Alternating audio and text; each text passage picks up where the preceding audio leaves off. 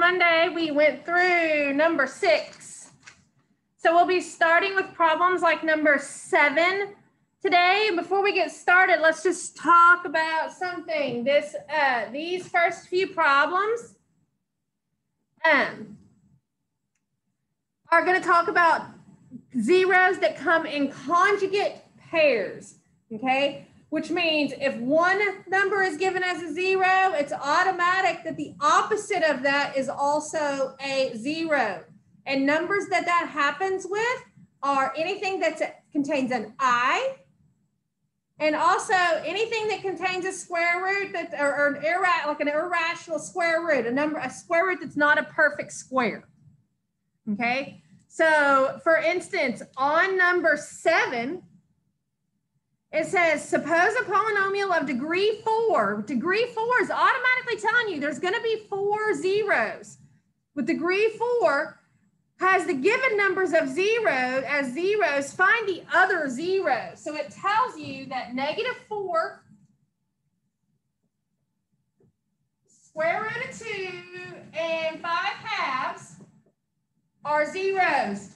If it's degree 4, I know there's one that's missing. Which one would be missing? So you're looking for anything that's an I or a square root that is not a perfect square, which is this one right here, which means if positive square root of 2 is a 0, then so is negative square root of 2. So negative square root of 2 would be the missing 0 that you have.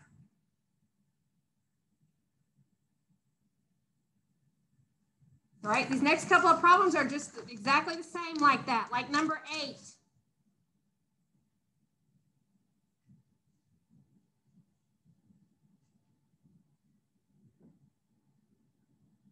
Another polynomial, degree 4.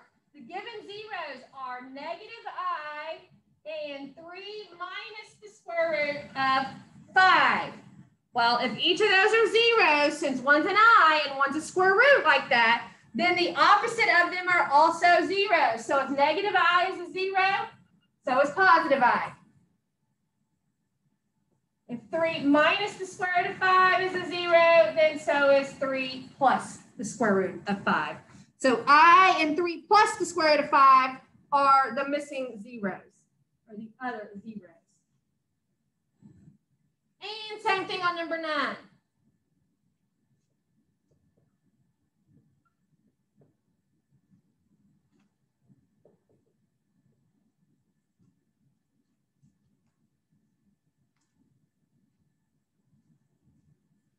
If 3 plus 5i, since it's an I, the opposite of it is also going to be a 0. So 3 minus 5i. And same one here. Since the square root of 3 is in this one, that means the opposite of this. So 1 minus the square root of 3 is also a 0.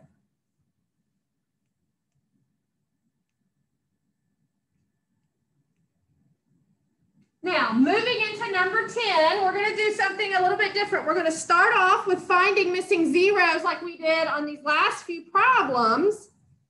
But then we're going to write out the polynomial function, which means we're going to find the missing zeros. So we'll have all the zeros listed and then do some of what we were doing on Monday. Turn the zeros into the factors.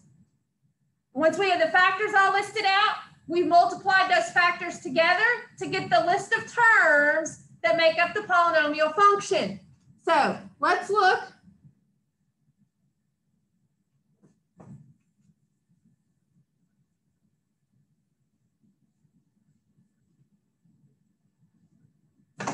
At the next one, number 10. Find a polynomial function of the lowest degree with rational coefficients that has the given numbers as some of its zeros. The numbers that it gives me as some of its zeros are -2i and 6. So looking at these, I can tell that there is at least one more 0 that I need to list because it has one of those I problems or one of those I zeros, which means if -2i is a 0, then it's automatic that +2i is. So that's the first thing you have to do is find any of the zeros that have been left out. So each 0, remember, comes from a factor. The factor that creates that 0 is going to be x minus whatever the 0 is. That's what makes it change the sign of the 0. Because let's see, if this one is x minus, what's the 0? 2i.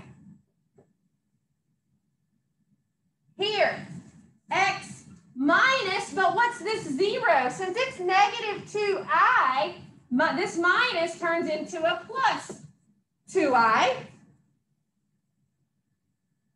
And this last one, x minus the 0, and the 0 is 6. So x minus 6.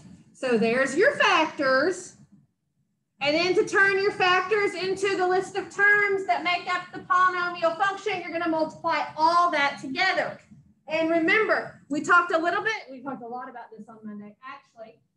When you have any of the factors that have these i's in them, you want to multiply those together first, right? Because multiplying those together is going to cancel some stuff and clean some stuff up. Let me go shut these blinds.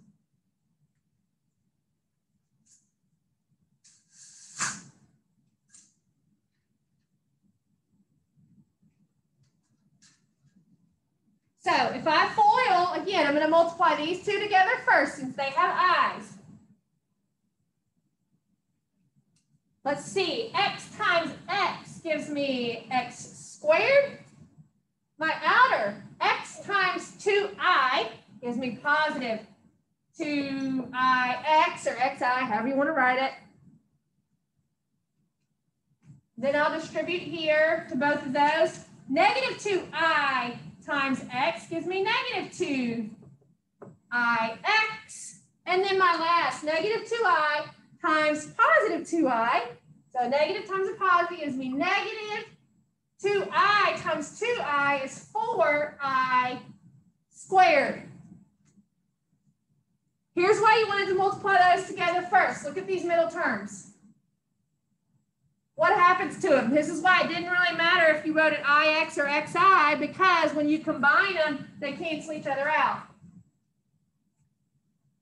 So now I'm just left with this x squared minus 4i squared. Now remember, what is I squared equal to? What do I turn it into every time I see it?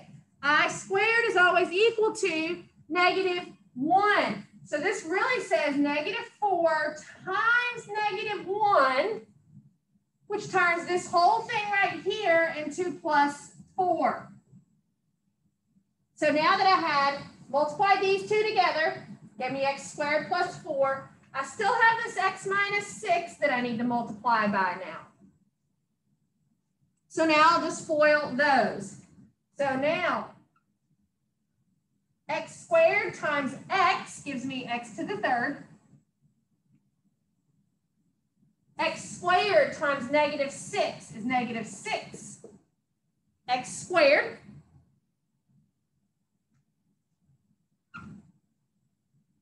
Positive 4 times x is positive 4x. Positive 4 times negative 6 is negative 24. And there's your polynomial function that had those zeros. So again, the steps are write out the zeros that they gave you. Add any missing zeros because of the i's are square roots. If you needed to add opposites, turn your zeros into the factors that they came from. Once you have the factors, then you're going to do all that distributive work to come up with the polynomial function. Okay, let's look at number 11. Same kind of problem.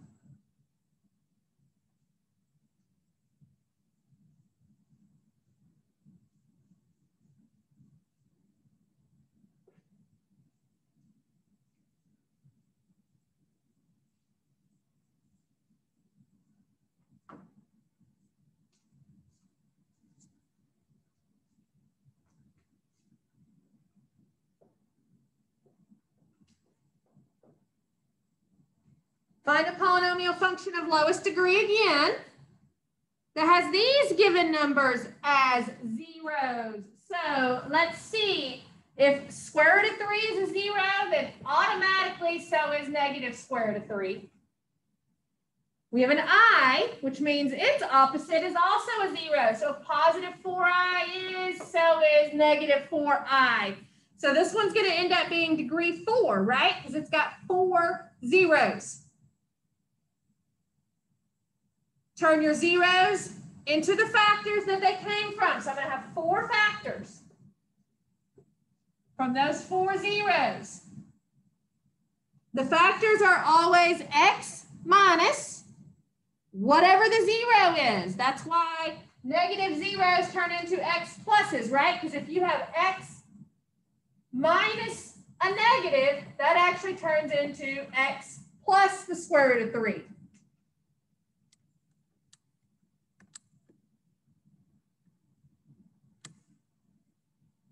X minus this 0, so x minus the square root of 3, x minus this 0, so x minus 4i, and then x minus negative 4i, which turns into x plus 4i. So now I got a lot of FOIL work to do, but it's actually going to clean itself up pretty nicely because these are conjugates of each other. So when I multiply those together, stuff is going to cancel. And these are conjugates of each other, which means when I multiply those together, stuff is going to cancel, right? When you multiply conjugate factors together like this, you're going to have a bunch of stuff that cancels and cleans itself up nicely. So I'll multiply these two together, then I'll multiply these two together, and then when I get my 2 answers, I'll multiply those together in the end. So let's see, x times x, x squared, x times negative square root of 3. This x is not underneath the square root, so I don't multiply it with that 3. It's just going to end up being right in front of that radical. So negative x square root of 3. And then enter. Look at this one. We know it's going to be the opposite of whatever this is. That's what always happens when you have conjugates. So it's going to be positive x square root of 3. And then positive square root of 3 times negative square root of 3 gives me negative. I do multiply those 3's together though, because they are both underneath that square root. So that gives me the square root of 9. Now, let's clean this up. Look at your middle 2 terms. Every single time you multiply conjugates together, conjugates meaning everything is the same except the sign in the middle.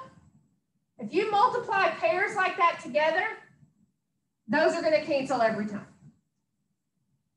So now I'm just going to be left with that x squared minus this right here is a perfect square, right? The square root of 9. There's no reason to write the square root around that because what is the square root of 9? It's just 3.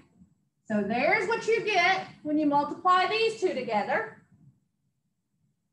Now we'll multiply the other two together and the same type of, not exactly the same thing, but this is going to happen. The middle terms are going to cancel, right? Since these are conjugates. Let's see how these cancel. So let's see. X times x gives me x squared. X times positive 4i is positive 4ix. My inner, negative 4ix.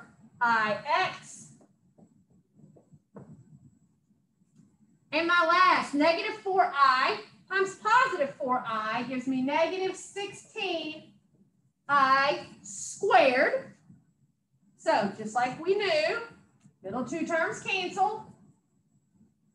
Let's see what's left. I still have an x squared. What does this turn into? Since I squared is negative 1, this really says negative 16 times negative 1, which actually makes it what? Plus 16. So now I have those 2 binomials left. So let's see, if I multiply these together, x squared times x squared gives me x to the 4th. X squared times positive 16 is positive 16 x squared. Negative 3 x squared.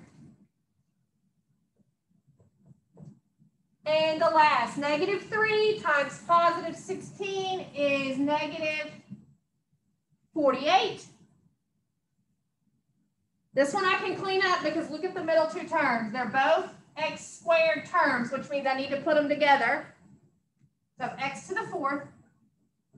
Put your x squareds together. You've got 16 minus 3, which is positive 13x squareds, and bring down the minus 48.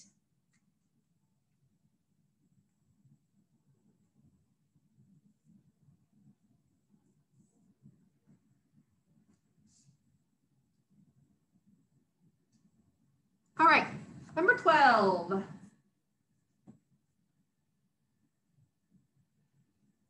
Number 12, what it's going to do is it's going to give me a polynomial function like this.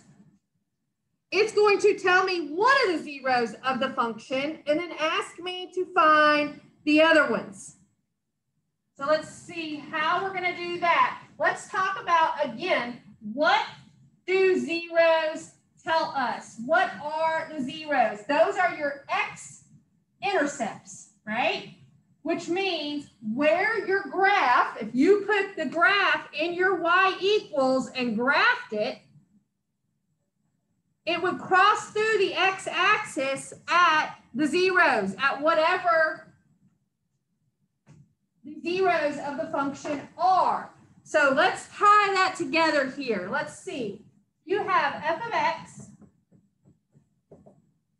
equals x cubed plus 7x squared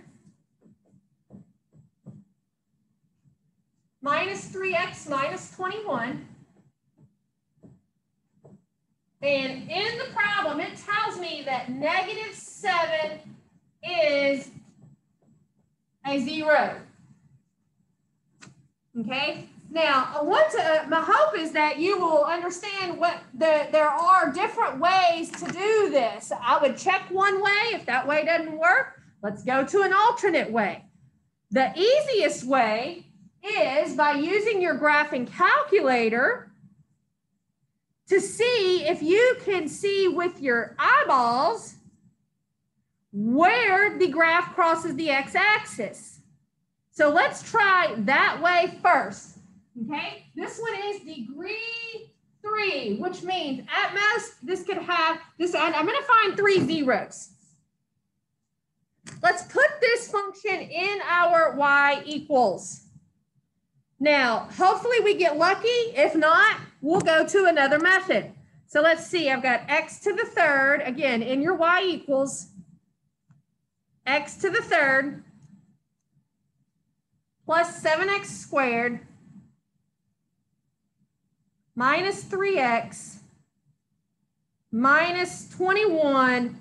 Now, I do know for sure I am going to see one x-intercept. It told me it's going to cross the x-axis at negative 7. That's what negative 7 being a 0 tells you. When you hit graph,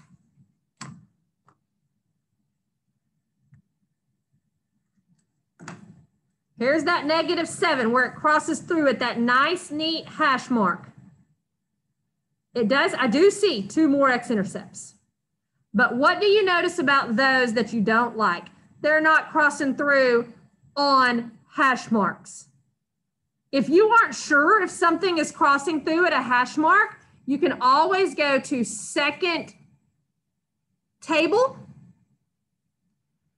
And what you believe is a 0, which I know it crossed through at negative 7, the y value there should be 0, right? Because that's what makes you an x-intercept, is if your y value of your point is a 0. Because what does the y value being 0 tell you? That means that point does not travel up or down. It's on the x-axis at negative 7. So if you aren't sure, you can check your table. Now go back to the graph. Here's what I don't like. These don't look like they cross through at good whole numbers, right? They're kind of in between hash marks. But I do see there are 2 more x-intercepts. So I'm going to use another method to find these. Remember the synthetic division. That also finds zeros. What I'm going to do is take the one number that I do know is a 0, use synthetic division with it, get a solution, and look what happens with that solution. So let's see, I'm going to use -7, do my synthetic division. Once I do my synthetic division, remember, I'm going to be left over with a 0 right there. Is that right? That's what told me that -7 is a 0. So I know what this answer is going to end up being. I just need to see what's left here. So let's bring down the coefficients of these terms. So this one's a 1, a 7, a -3, and a -21. Now remember the steps of synthetic division. Drop down your 1 and then start your multiplication process.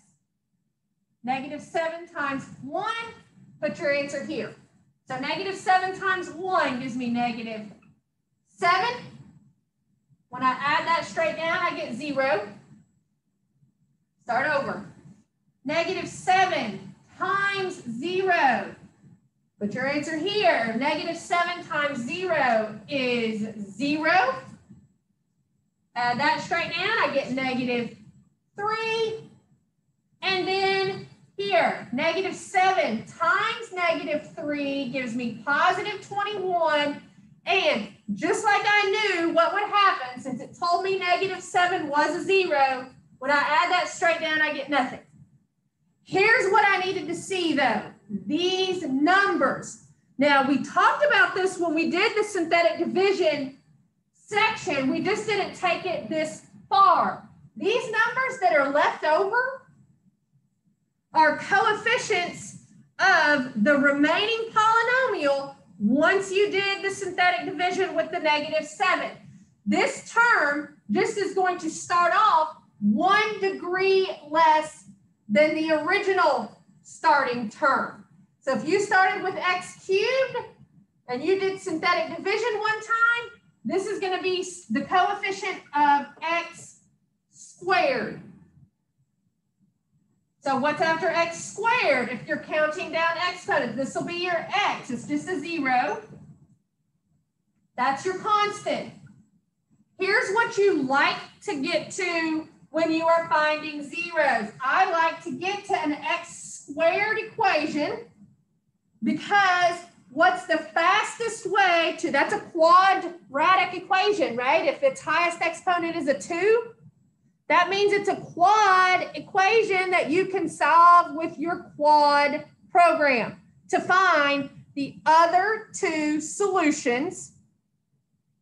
Your 2 answers are going to be the other 2 x-intercepts. They're just not going to be whole numbers, right? Because it's not crossing through at whole numbers. It's crossing through somewhere in between whole numbers.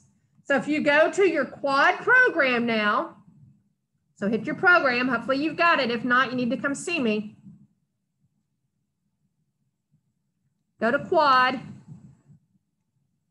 It's going to ask you for your A, B, and C. Remember, your A is the number in front of x squared, so that's 1. Your B is the number in front of x. That's why you actually like to see that 0 there. Your B is 0. And your C is your constant, which in this case is -3. When you hit enter, the first time you're going to get a decimal. So that's where it's crossing the x-axis, 1.7, right? We knew it was going to be in between whole numbers. But the answer that the math lab is going to want to see is hit enter again, those 2 numbers. So you don't even need those zeros, right? Because 0 plus the square root of 3 is just square root of 3. So your other 2 zeros are square root of 3 and -square root of 3. Those are the other 2 spots where it crosses the x-axis.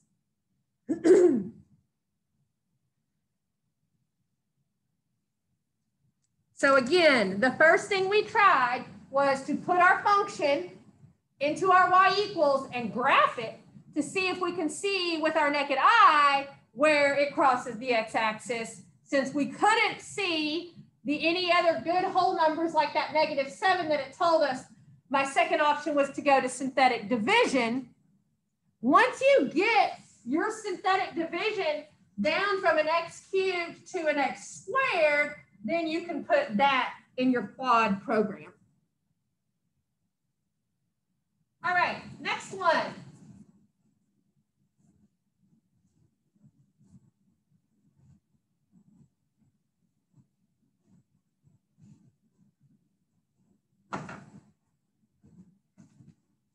Number 13. P of x equals x to the 4th plus 72x squared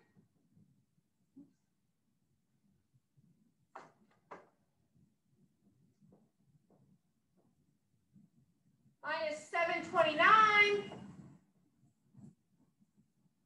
So it's degree 4, which means I know it's going to have 4 zeros. It tells me 1 0.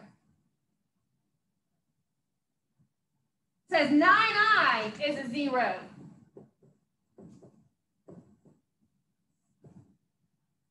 9i is a 0, which automatically tells me what another one of the zeros is. If 9i is a 0, then so is -9i. So now I know 2 of the zeros. Okay, since they're both i's, those actually aren't x-intercept zeros, right? Because these right here, since they're i's, you can't see i's on the x-axis, right? I's are not on your number line. But let's see if there are 2 more x-intercept or 2 more zeros. Since it's degree 4, I'm looking for 2 more zeros. So let's go ahead and put this in our y equals and maybe get lucky to see if we can see where those cross the x-axis. So let's put x to the 4th plus 72x squared minus 729 and hit graph. And let's see if hopefully we can see, oh, look, I see some good things, I think. That looks like it's crossing it at -3 and +3. -3 and +3.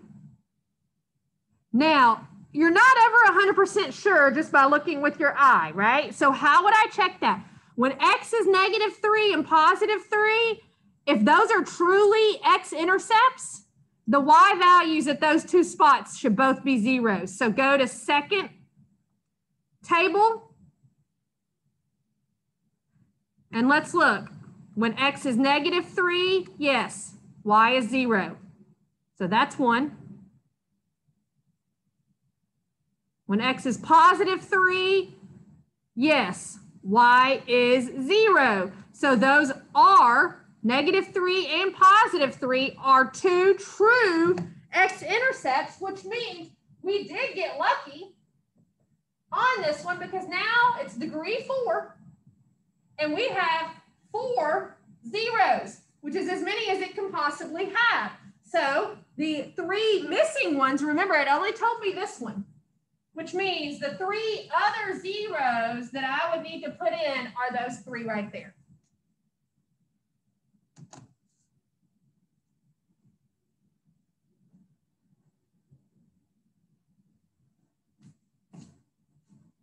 Now, there was a time before graphing calculators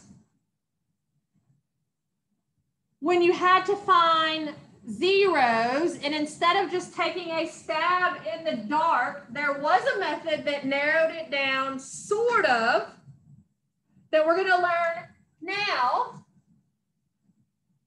And this also would help you, for instance, if your x-intercepts were not between -10 and +10, right? Which is usually when we graph, if our graph is set to the standard our x-axis only goes from -10 to +10. What if your x-intercepts were at +32 or -78? You wouldn't see them. Now, there's other things you could do, but before we had this technology, we had this method.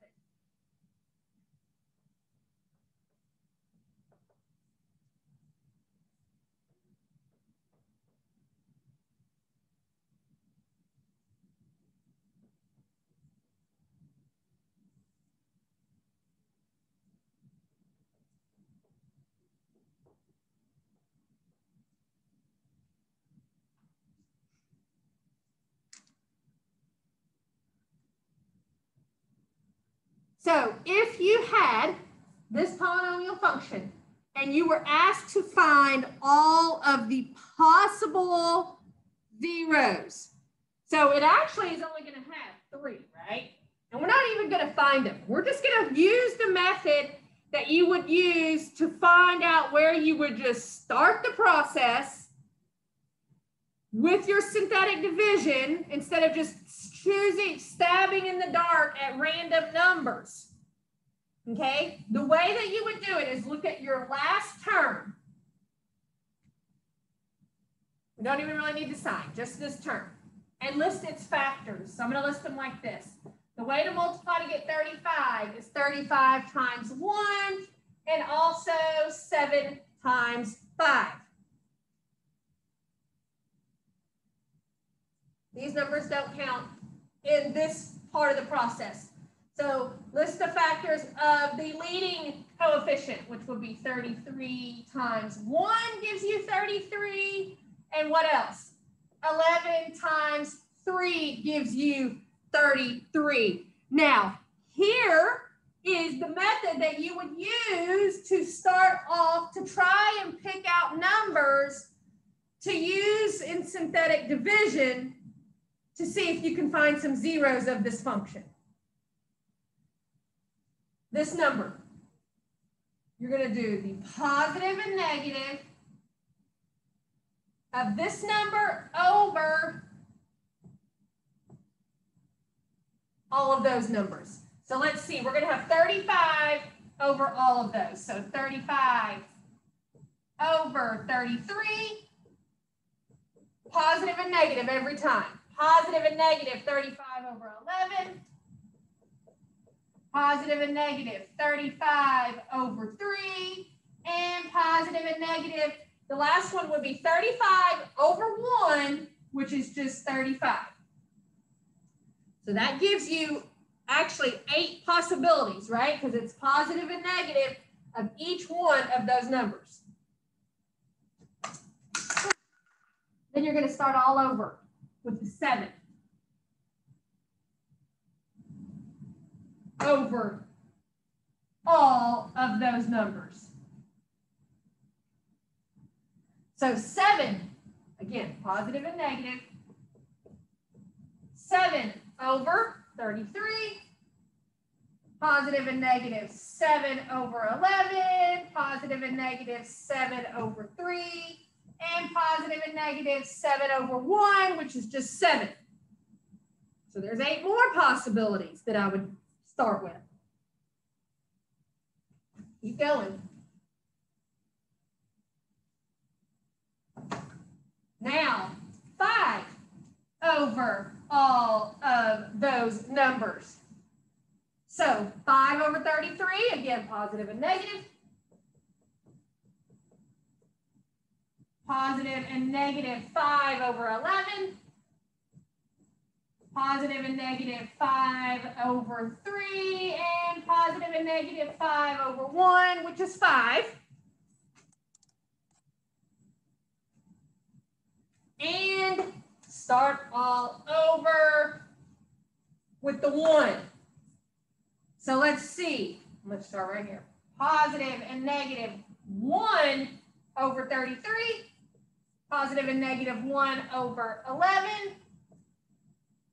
Positive and negative 1 over 3. And positive and negative 1 over 1, which is 1. So how many possible zeros are there for this polynomial function? Well, let's see, each one. It looks like there are 32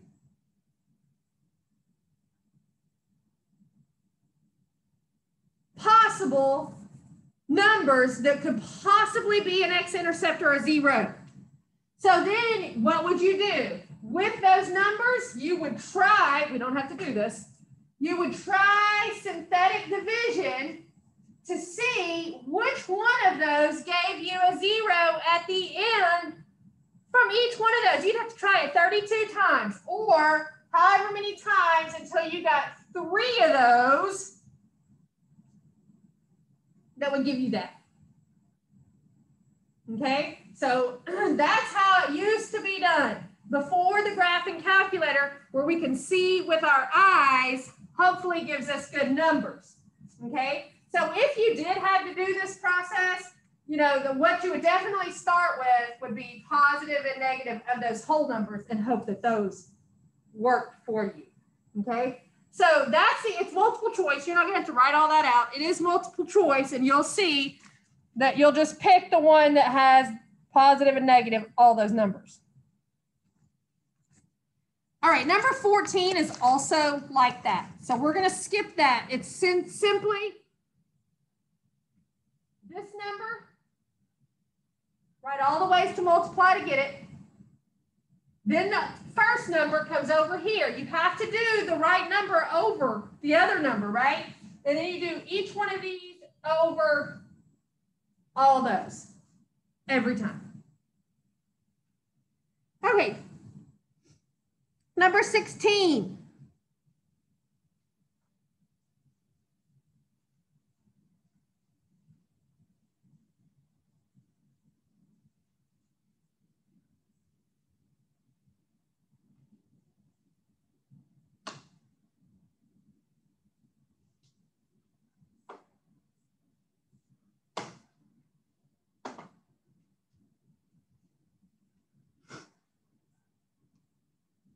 All right, so find the rational zeros, then the other zeros of the polynomial function. You've got f of x equals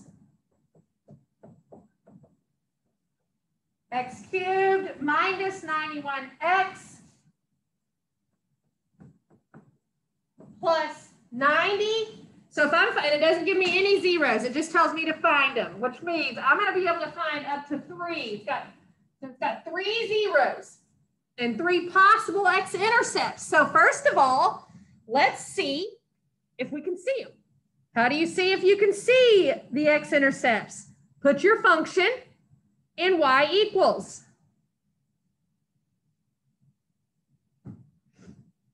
So let's see, x cubed minus 91x plus 90, and graph it. And hopefully we'll be able to see some x-intercepts. This one looks good. So it looks like -1. So I'm going to write down what I'm going to look at in my table. Looks like -1 is good. I'm also going to check this one right here. It looks like it crosses through that very end, right? And since my x-axis only goes to -10 and +10, I'm going to check -10.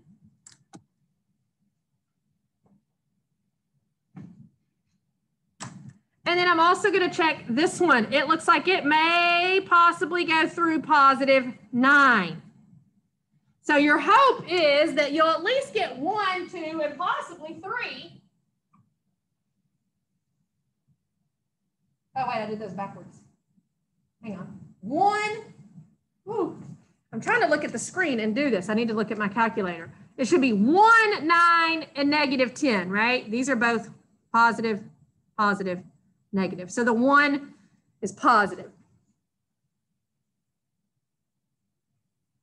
So 1, 9, and -10 is what I am going to check in my table.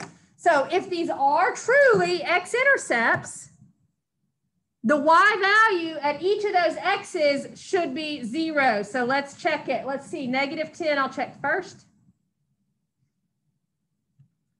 So -10, the y value is 0. So that one's good. Then I'll check 1 and 9. So let's go back down to 1. And look at its y value. It's 0, so that's a good one. And then let's go to 9. And look at its y value. So this one worked out extremely nice because I could see that all 3 of those are true x-intercepts. Okay, so what I want to do now is those are all rational numbers, right? They're not like the square root of 3 or the square root of 2. They're rational numbers, okay? Which means they are only rational zeros of this function. Now, this B part says factor into linear factors. So now that I know the zeros, it's easy to go from zeros to their factors, right? Their factors are just going to be x minus whatever the 0 is. So what's this one going to be? The factor that this came from would be x minus 1. This one would be x minus negative 10, which actually makes it x plus 10. And this one would be x minus 9. So here's the zeros, and there's the factorization. Now, number 17, I am taking out of the homework. It just gets into a whole nother set of rules that we will not need. And it's all for that one problem that we don't need. So it's not out of there yet, but I have it on my agenda to do right after this class is take number 17 out of your homework. So when you get to it, all it's going to say is your instructor has already given you credit for this problem or something like that. Last one, number 18. Same kind of problem as this.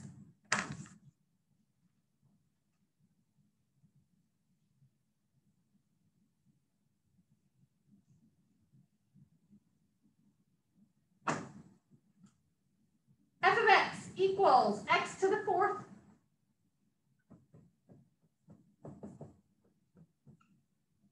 minus 10x to the 3rd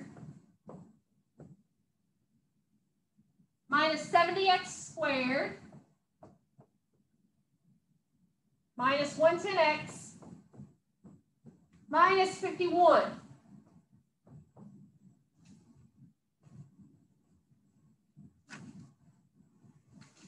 So just like the last one, the first thing I'm going to do, because how many zeros is this one going to have? It's degree 4. So it's going to have 4 zeros.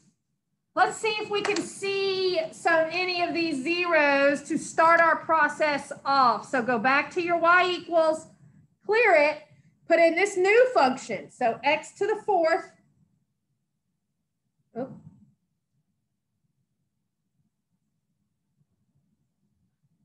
X to the 4th minus 10x cubed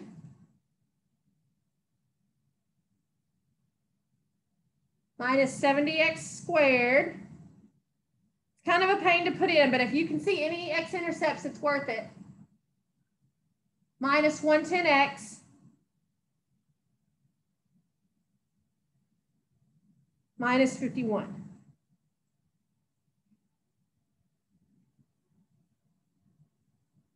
So looking at this, it looks like I could possibly be seeing 2 x-intercepts. It looks like it's possibly crossing through at -3. Now look at this -1. It looks like it might be one of those x-intercepts where it doesn't cross through the x-axis, but that it comes to the x-axis, touches it, and goes the other way. That's also an x-intercept. If you touch the x-axis, you are an x-intercept. So let's check -3 and -1. And see if they are zeros. How would I know?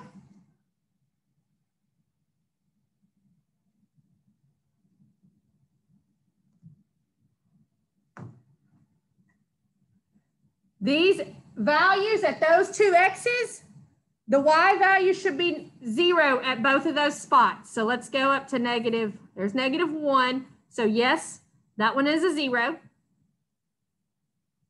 There's -3. Yes, that one is a 0. So I know 2 out of the 4. Okay.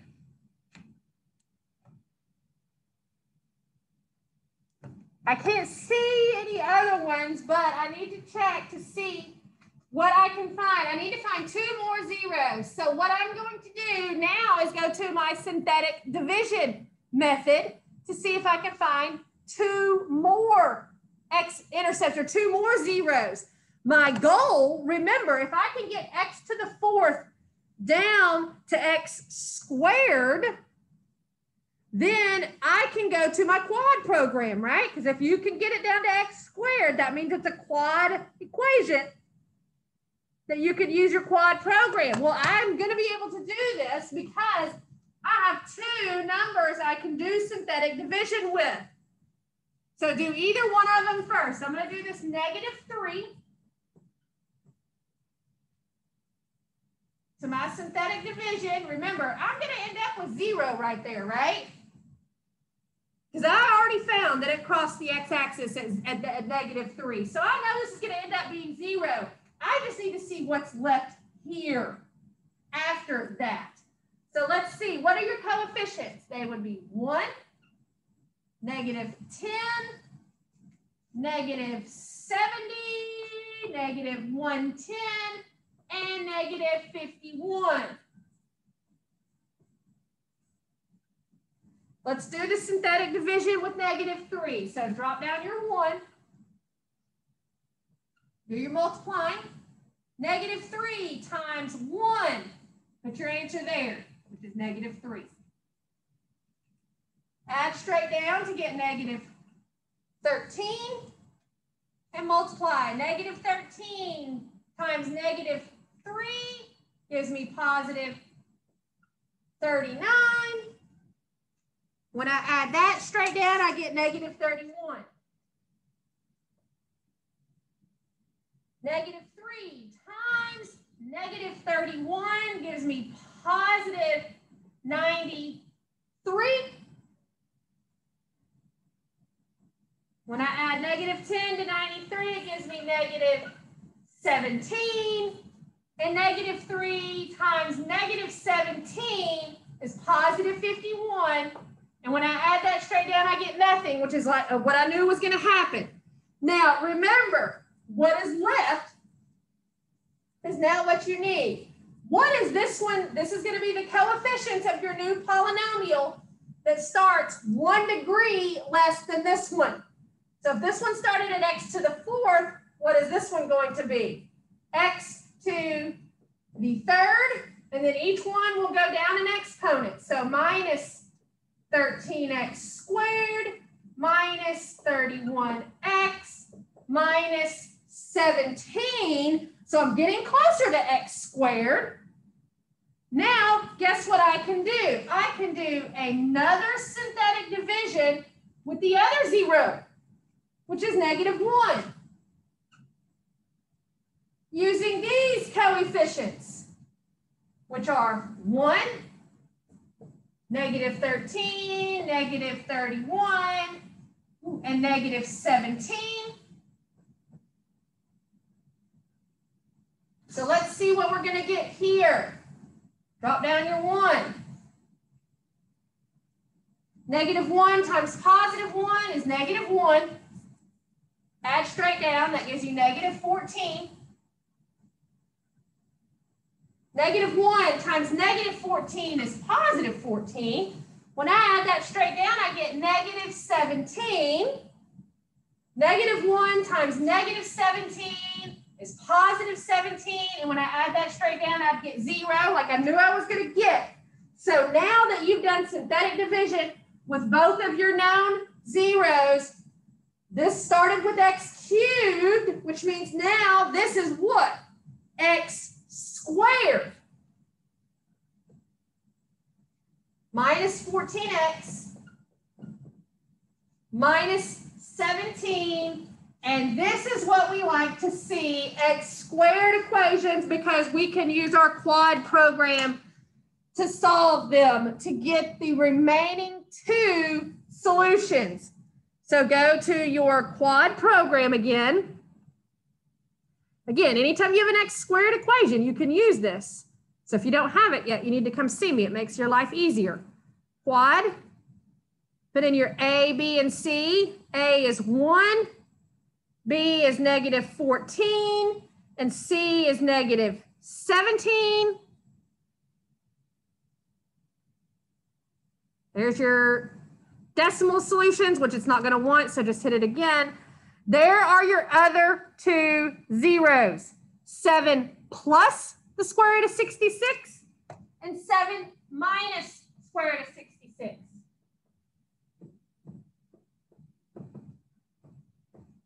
So it's going to ask you two things. It's going to ask you what the zeros are, and it's going to ask you, it's going to have A, B, or C.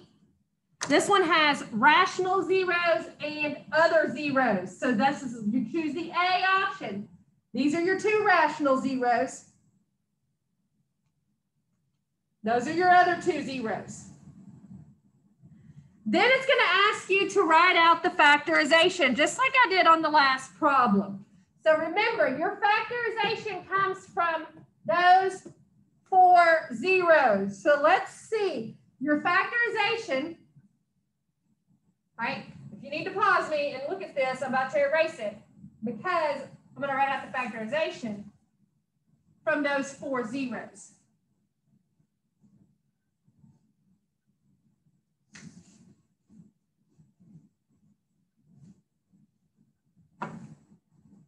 So there's going to be four factors. Since there's four zeros, each one makes a factor. And each factor comes from x minus whatever that zero was. So this one, x minus, what's the zero? Since the zero is negative 3, so it'll be minus negative 3. That's why it turns to x plus 3. X minus negative 1, which is the same thing as saying x plus 1. Now, the reason I'm saying x minus on all of these instead of just saying change the sign is because when you get to here, that's what those are both going to be. X minus the 0, which is 7 plus the square root of 66. And x minus this 0, again, which is 7 minus the square root of 66. So I know this 8.4 lesson was 2 complete full days of videos. So if you are still watching the end of this second video, send me an email that says I made it through both videos. I would like 2 bonus points on test number 3. Friday won't be as long. It'll be shorter and sweeter, not as much tedious work. So I will see y'all on Friday. And don't forget to send me your email. I made it to the end of 8.4's videos. Please give me 2 bonus points on test 3.